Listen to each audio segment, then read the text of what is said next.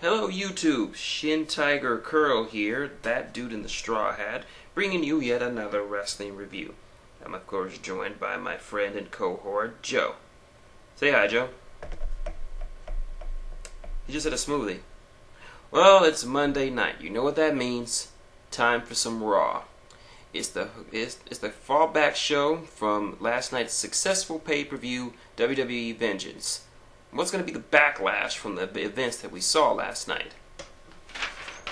I got my notes. Let's get started. Alright. Triple H comes out, and he talks about what he's learned since being in the wrestling industry. He says that, in his words, or in the words of his teacher, Killer Kowalski, you can either make friends, or you can make money. Trips is lucky because he made not only a lot of money, but he made a lot of great friends, those of which he named Shawn Michaels, first and foremost, Sean Waltman, formerly X-Pac, and finally Kevin Nash. He says that Kevin broke his heart last night when he attacked him during his match against the Awesome Truth, and he wants him in the ring tonight to settle things. As he's calling him out, John Laurinaitis comes out, begging Triple H not to embarrass the company. Trips repeatedly tells him to shut up and says that he wants him to go and find Kevin Nash, offer him a lucrative deal so he can beat his ass, or he'll go and find him at his home and go to jail for doing whatever he does to him. You just ask Randy Orton. You don't want Triple H coming to your home. So he leaves, but then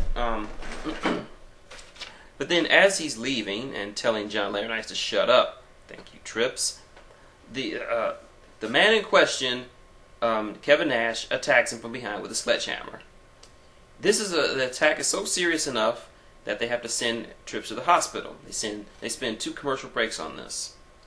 And as they're loading him into the ambulance, Kevin Nash attacks, beating him even more with the sledgehammer, and sending Trips to the hospital. We go to our first match. Randy Orton and Sheamus versus Christian and Cody Rhodes. This was a pretty good opening. I will note that this match was longer than all the matches put together from last week's Impact. Wait. Sorry. I didn't mean to talk about Impact anymore. I'm on the boycott. Anyway, this was a pretty good match. There was a slight botch at the end where Cody was going for his beautiful disaster kick, I guess Sheamus was supposed to catch him with a bro kick, but the kick went awry and kind of hit him in the leg. So I don't know if he's okay or not. But anyway, a high cross later, the Great White and the Rapist stand tall. Next up, backstage, John Laurinaitis is talking with Stephanie McMahon on the phone, and she's accusing him of being the one who orchestrated the attack on her husband. John Laurinaitis is, of course, surprised and shocked, but you couldn't tell that. So anyway, Cena comes in, tells Carlton, aka David Otunga, to skip out back to Bel Air. Yeah, he kind of does look like Carlton. And Hillary was hot. Anyway, Cena demands that he wants Awesome Truth tonight since they cost him the world title. Johnny gives him the choice of a tag team match between himself and a partner of his choosing against Awesome Truth. Later on, we find out it's the woo kid, Zack Ryder. And as you can see, Joe is very happy about that. Anyway, we go to our next match. Dolph Ziggler versus Santino Marella. Of course, I've said it before that Santino is a very underrated and misused talent. He's very skilled in the ring, and he could be a little bit more serious. If they could give him a more serious character, he could go some places. But sadly, all he's due for now is to be Dolph Ziggler's punching bag. Not to say there's anything wrong with Dolph Ziggler. Dolph Ziggler is awesome. He's the heel. What can you say? But nonetheless, Dolph Ziggler takes the win. Then him and Jack Swagger start beating down on Santino when Mason Ryan hits the field. Welsh Tista then beats the crap out of Jack Swagger, and it seems like Ziggler has a new challenger for his U.S. title. Next up, Alberto Del Rio comes out to celebrate his win over John Cena, and says that since there's no one who can beat him, who's he gonna fight? CM Punk comes out to a loud ovation and says that he beat him just a month ago, so he's not unbeatable. Del Rio counters saying that since Punk didn't win his match, he's a loser, and losers don't have a right to the title shots. Just then, Johnny Ace comes out, and of course Punk does his usual shoot promo-esque style, where he pretty much rips into Johnny Ace's speaking style and his lack of presence. Johnny Ace demands respect. Punk gives him none, and so he says he has to spend a week to think about giving Punk a title shot. So Punk decides while he's thinking he could beat up on the champion. Alberto Rio escapes, but not before Ricardo Rodriguez, who eats at GTS. Poor guy. I mean, he gets knocked out by the Big Show last week, beaten up by Cena last night, and now made to go to sleep by Punk. Ricardo, whatever Del Rio's paying you, it is certainly not enough. Next up, got some Divas action. Natalya versus Alicia Fox, a.k.a. the Botch Machine Alicia Fox. This was a pretty decent matchup. Natalya was dominating for most of it, while Beth was talking on commentary. Sadly, Natalya loses again to another roll-up. The fuck is up with these women using wins to roll-ups? But anyway, she gets beaten down for her trouble. But yeah, this does not make Natty look good at all to lose to Alicia Fox of all people. Next up, John Morrison versus Wade Barrett. So the Sexy versus the Marble Mouth. This is a pretty back and forth matchup. But it was pretty good. Probably one of the better matchups of the night. But given how Jomo's been booked lately, we already knew the outcome.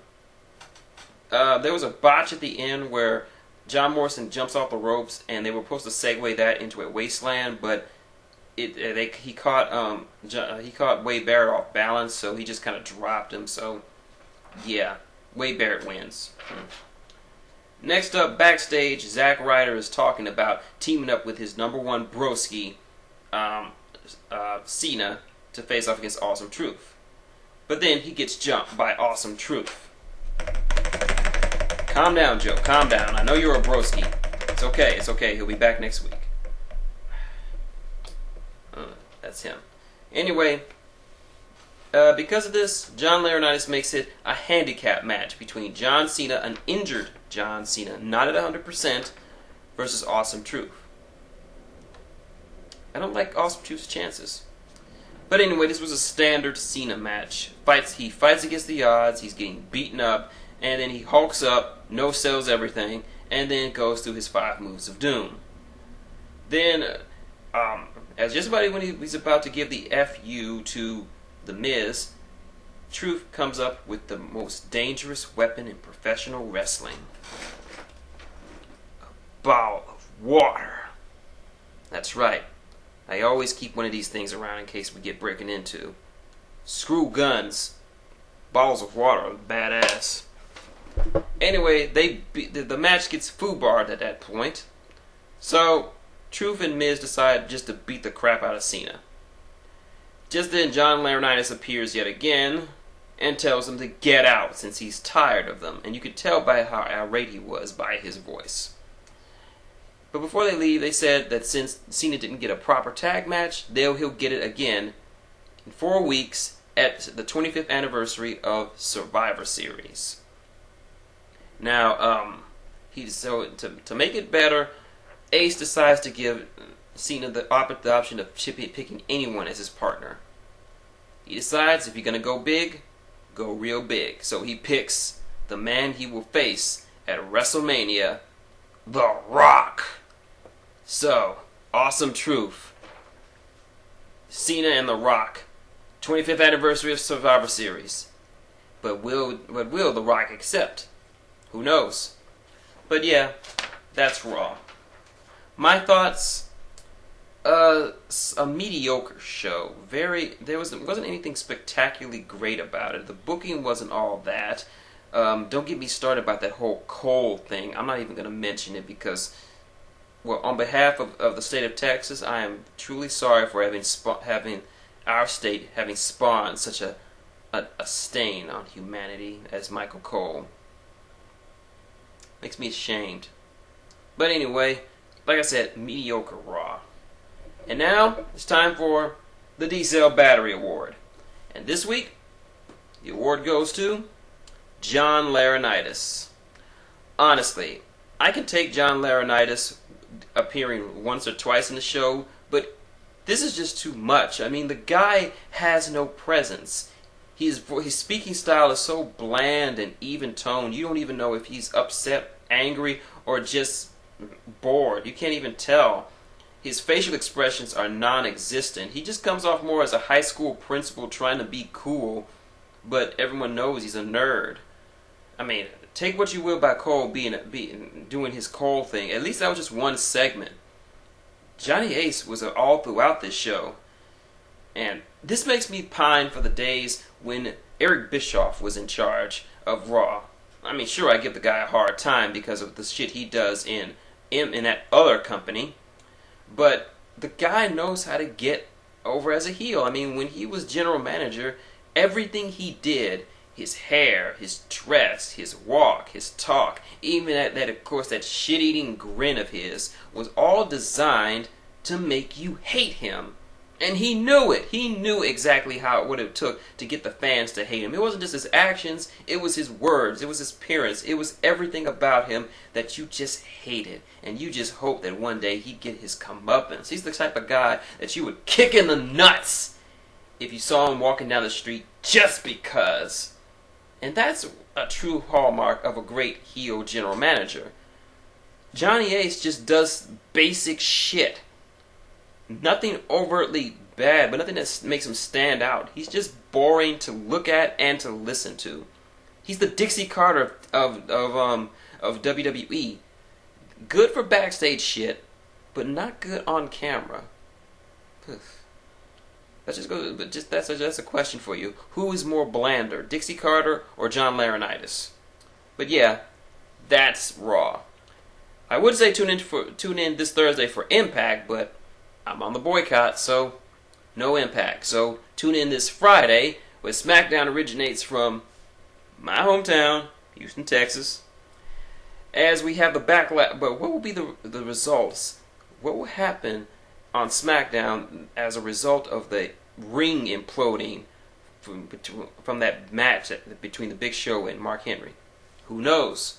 But until then, this is shintigercurl, that dude in the straw hat, and Joe, saying good night and wrestle on.